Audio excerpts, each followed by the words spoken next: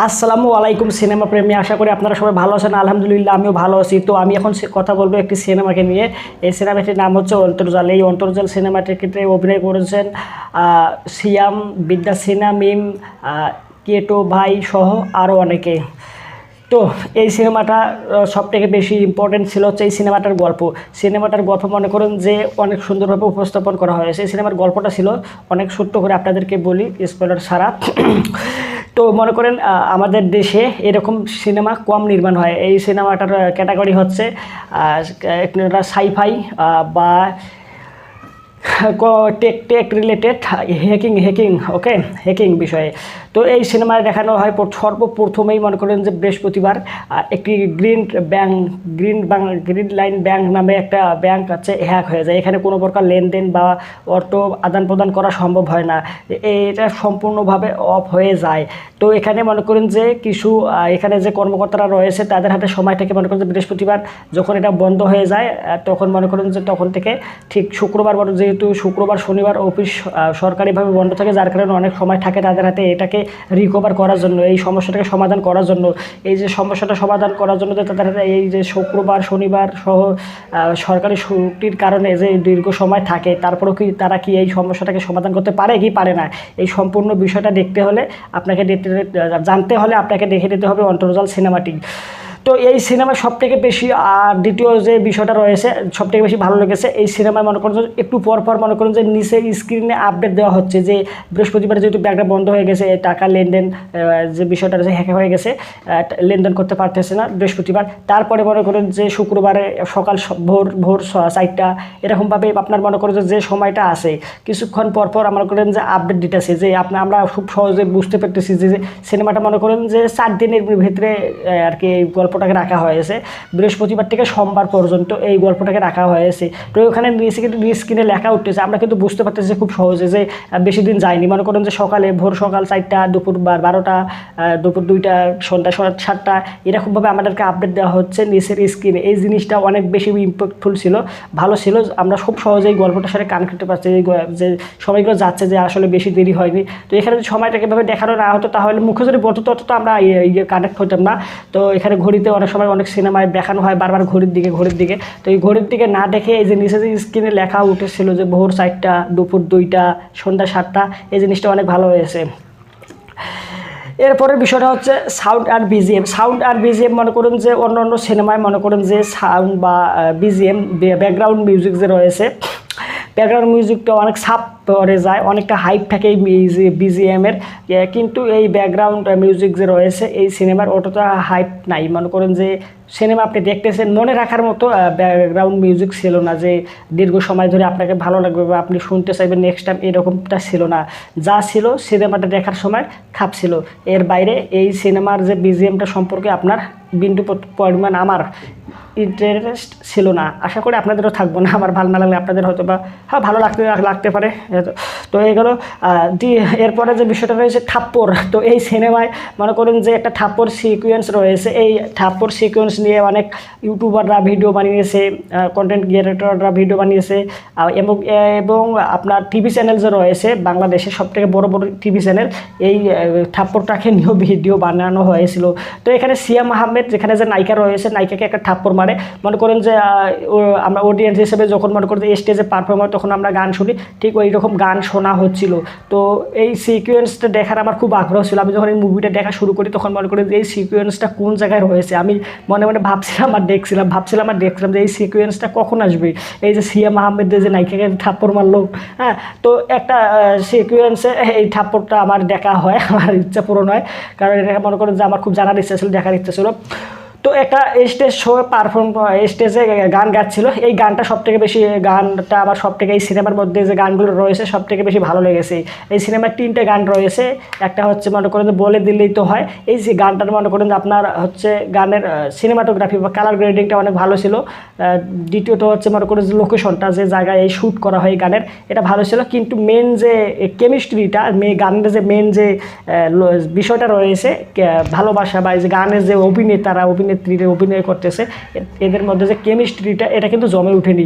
তো এই যে নায়িকাকে যে নায়ক সাহেব থাপ্পড় মারে, সিয়াম আহমেদ থাপ্পড় মারে, থাপ্পড়ের কারণে এই যে নায়িকার মনে যে একটা রাগ থাকে, ক্ষোভ থাকে, এটা মনে করো যে পরবর্তীতে যখন ওরা সিয়াম আহমেদ ক্ষমা চায় বা মাপ চায়, তারপরেও কিন্তু মনে করো যে তাদের যে ভালোবাসা, তাদের যে কেমিস্ট্রিটা এটা জমে ওঠে না। তাদের মধ্যেও মনে করো যে প্রথমে যখন থাপ্পড়টা মারে রাগ করে থাকে, ঠিক সারাক্ষণই মনে করেন যে এমনটা সমাধান হওয়ার পরেও মনে হচ্ছিল যে রাগ করে আসে, যে তাদের মধ্যে যে দণ্ড রয়েছে এই বিষয়টা সবসময়ের জন্য বোঝা গিয়েছিল। এখানে কোনো প্রকার কেমিস্ট্রি, তাদের যে ভালোবাসা, মায়া, মমতা, আবেগ, বিবেক এই বিষয়টা ফুটে ওঠেনি। তো থাপ্পড়ের বিষয়টা যেটা বললাম, এটা মনে করেন যে অনেক সংবাদ মাধ্যমের থাপ্পড়ের ভিডিও বানানো হয়েছিল, যে এরকম সিয়াম আহমেদ এই কী জানি নায়িকাটার নাম, নায়িকাটা সম্পর্কে আমার বিন্দু পরিমাণ জানার ইচ্ছা নাই। এই নায়িকা অনেক ফালতু অভিনয় করেছেন। এখানে মনে করেন যে বিদ্যা সিনহা মিম ছিল, এই বিদ্যা সিনহা মিমকে যদি নায়িকা ওনার সিয়াম আহমেদের নায়িকা হিসেবে রাখা হতো তাহলে অনেকটা ভালো হতো। বিদ্যা সিনহা মিম ছিলেন ল্যাবের একজন সিনিয়র অফিসার হিসাবে। মনে করেন যে এই হ্যাকিং যে হচ্ছে, হ্যাকিং রিলেটেড যত সমস্যা রয়েছে ইনি একজন অফিসার থাকে, এই সমস্যাগুলো সমাধান করে থাকে। তো এনার অভিনয় অনেক দুর্দান্ত ছিল। যখন মনে করেন যে এই যে বিষয়টা রয়েছে অফিসার হিসেবে তারা যে ল্যাবে কাজ করতেছে, তার এই ক্ষেত্রে অনেক সুন্দর ছিল। এর পরবর্তী বিষয়টা রয়েছে কালার গ্রেডিং। কালার গ্রেডিং মনে করেন যে এই সিনেমার কালার গ্রেডিং একদম টস নস করে দিয়েছে। সিনেমাটোগ্রাফি বা কালার গ্রেডিং একদম ফাটাফাটি ছিল, এখানে কোনো প্রকার ত্রুটি রাখা হয়নি, বরাবরের মতো। তারপরেও বিষয়টা রয়েছে এখানে যেহেতু কম্পিউটার বিষয়ে টেক নিয়ে মুভিটা বানানো হয়েছে, হ্যাকিং নিয়ে, তো হ্যাকিংয়ে তো কম্পিউটার তো আপনার মনে করেন থাকবে। আর কম্পিউটার রাখার জন্য যে মনে করেন যে যেখানে সেখানে রাখা যায়, কিন্তু এখানে যেখানে রাখা হয়েছিল, এখানে যে ল্যাবটা যে রয়েছে, ল্যাবটা মনে করেন যে সব টেকে বেশি ভালো হয়েছে, একদম দেখতে একদম রিয়েলিস্টিক লাগছিল যে হ্যাঁ এটা একটা ল্যাব। আর এই যে বিভিন্ন যে হ্যাকিংয়ের যে মনে করেন যে ভিডিও কী বলে বিভিন্ন ভিডিও যখন আমরা অন্য মুভিতে দেখে থেকে যে হ্যাকিং টেকিং করে, তখন মনে করেন কিবোর্ডের উপর ভর তুলে দিয়ে ঠুস করে একটা ইন্টারেস্ট চাপ মারে, বা সব কিছু সমাধান হয়ে যায়।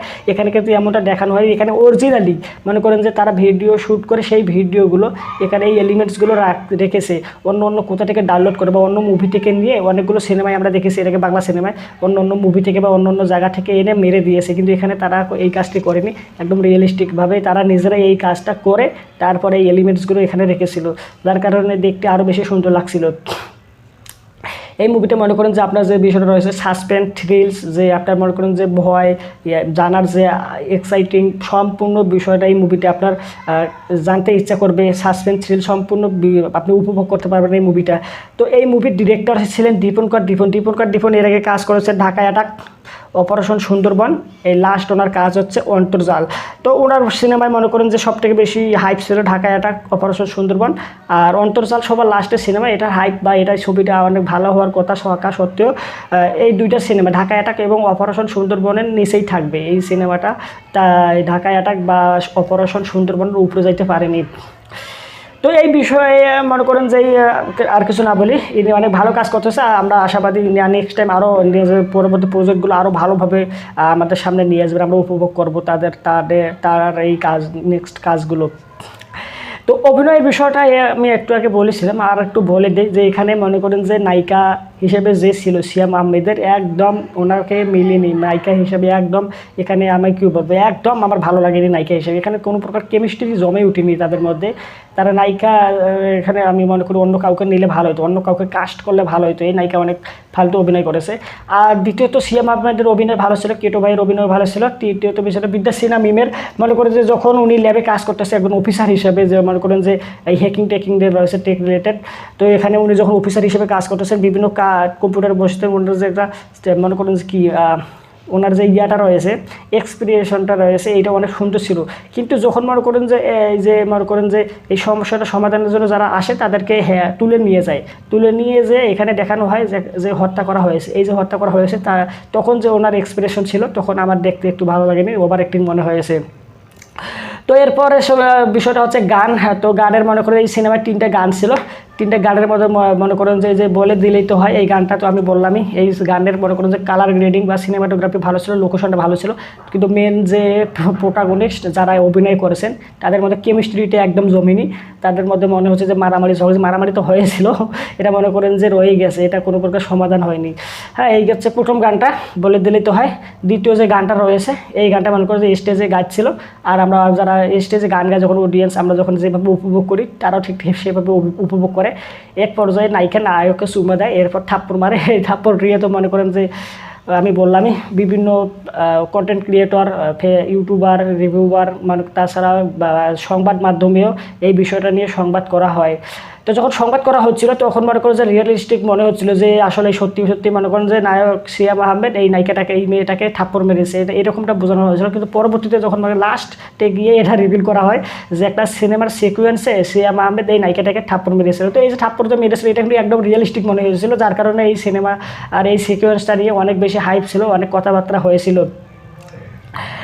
তো সব থেকে বেশি গানটা ভালো লেগেছে এটাই, যেটা আমরা যে স্টেজে পারফর্ম করে স্টেজে গানটা গাই, আমরা যারা অডিয়েন্স হিসেবে এরকম যেভাবে উপভোগ করতাম ঠিক সেমভাবে এখানে যে শ্যুট করা হয়েছে, দেখতে একদম রিয়েলিস্টিক মনে হচ্ছিল। তো লাস্টে যে গানটা রয়েছে এটা ভোগীযোগী গান। এই লাস্টে আমার এই গানটা একদমই ভালো লাগে, মানে টিকটক মার্কা গান। মনে করো যে ভোগীযোগী কী বলবো, কত প্রকার ইফেক্ট কোন দিক দিয়ে আইতেছে, আলো মালম একদম ঝাঁকানাকা, কী হইতেছে না হইতেছে কিছুই বোঝা যাইতেছে না। তো আর কি বলবো। আর একটা ক্যারেক্টারের নাম আমি মেনশন করতে ভুলে গেছি, এটা হচ্ছে এবিএম সুমন। এই এবিএম সুমন মনে করেন যে পুলিশ অফিসার হিসেবে দুর্দান্ত অভিনয় করেছেন। এর আগে ওনার কাজ দেখছিলাম, অনেক ভালো অভিনয় করতেছেন উনি। আশাবাদী আমরা নেক্সট প্রজেক্টে আরও ভালো কাজ করবেন। তো এই ছিল অন্তর্জাল সিনেমাটাকে নিয়ে আমার ব্যক্তিগত মতামত। তো আপনি যদি অন্তর্জাল সিনেমাটা দেখে থাকেন আপনার কাছে কেমন লেগেছে অবশ্যই কমেন্ট বক্সে জানাবেন। আর আমি যে রিভিউ করলাম, এই কথা বললাম সিনেমাটাকে নিয়ে, আপনি কি আমার মতে একমত? যে বিষয়গুলো তুলে ধরলাম, যদি একমত হয়ে থাকেন তাও কমেন্ট বক্সে জানাবেন, যদি না হয়ে থাকেন তাও জানাবেন। আর এই ভিডিওটা আপনারা বিভিন্ন সোশ্যাল মিডিয়া প্ল্যাটফর্মে শেয়ার করবেন, ভিডিওটা একটা লাইক দেবেন, আর এই মতামত তো আপনি জানাবেন অবশ্যই। চ্যানেলটা সাবস্ক্রাইব করে পাশে থাকবেন। ধন্যবাদ।